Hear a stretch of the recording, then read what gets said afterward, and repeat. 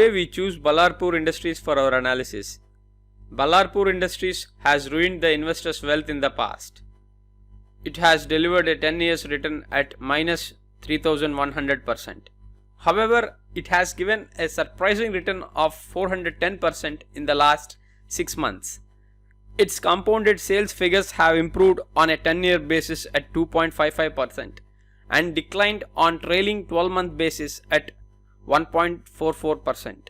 Similarly, its 10 years stock price CAGR at minus 25.55% and 1 year CAGR at 52.17%. So is it a turnaround or operators play to trap more retail investors? Let us examine what caused such a movement by using fundamental analysis and ratio analysis. In this video, we will find a constructive and informed answer to the question, is it really worth our investments in this script at this juncture? Then, let us see an overview of the company. Ballarpur Industries Limited, established in 1945. At present, it is a subsidiary of Avanta Group and India's largest manufacturer of writing and printing paper. One of the biggest paper manufacturing companies in Southeast Asia, valued at US $3.5 billion. Ballarpur's subsidiaries include Sabah Forest Industries, SFI, Malaysia's largest pulp and paper company, and Ballarpur's Tree Tech Limited, which runs Ballarpur's farm forestry program in several states in India. Ballarpur has 6 manufacturing units across India, which gives the company geographic coverage over most of the domestic market. Ballarpur Industries has a dominant share of the high-end coated paper segment in India. The company accounts for over 50% of the coated wood-free paper market, an impressive 85% of the bond paper market, and nearly 45% of the high bright Meplitho market, besides being India's largest exporter of coated paper. Ballarpur Industries' acquisition of Malaysian company SFI in 2007 was the first overseas acquisition by an Indian paper company. This acquisition transformed Ballarpur into a major regional player and elevated the company's ranking among the global top 100. Also ventured recently into the retail sector through the launch of its new brand P3 Paper Print Pens, which includes office supply products. P3 retail stores are being opened across all locations in the country, mainly in corporate hubs as well as shopping malls. It also supplies these products directly on a corporate level through its B2B vertical.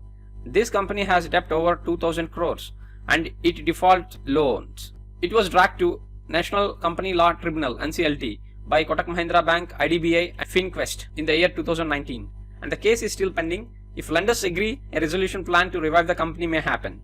Let us move ahead to the fundamental analysis and examine the profit and loss statement. Here we have to see this company's top line growth, that is revenues and sales turnover, and the bottom line growth, that is PAT, profit after tax. Here sales turnover in 2015 at 3,427 crores and had a dip in 2017 at rupees 2,171 crores and flared well at 3,643 crores in 2019. So top line seems average and intact with a weaker recovery over 5 years. Where is the problem? Let us see the bottom line. They were in losses for the year 2014 at 46.9 crores and losses widened in 2017 at 1,571 crores. Losses placed at 931 crores in 2019. At present for 2020, trailing 12 months already crossed this figure at more than 1200 crores. This is owing to its increased debts due to expansion of its business. This can be reflected over these figures of interest, where they are paying more interest costs and there is an unforeseen depreciation of its assets as well. Let us move to the balance sheet and see what else might have crashed the share price to below 1 rupee at the starting of this financial year. Reserves are tumbled to negative from positive in 2015. So the reserves are the key indication here. If we examine carefully, which means accumulated losses in the business, net worth became negative. Basically, reserves are created out of profits of the company and form part of the net worth together with the equity capital of the company and are part of liabilities of the business. But losses accumulated become negative reserves and will erode the net worth of the company. This is what happened in this case.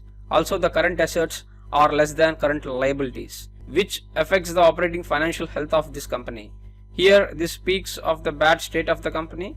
However, its debt has reduced to a certain extent. from 2015 to 2019 as shown. We can notice from these financial statements that there seems to be a drastic change in the equity to facilitate debt reduction. Let's move to the ratio analysis. We see more informed metrics to understand its position. We can see the current ratio is below 1.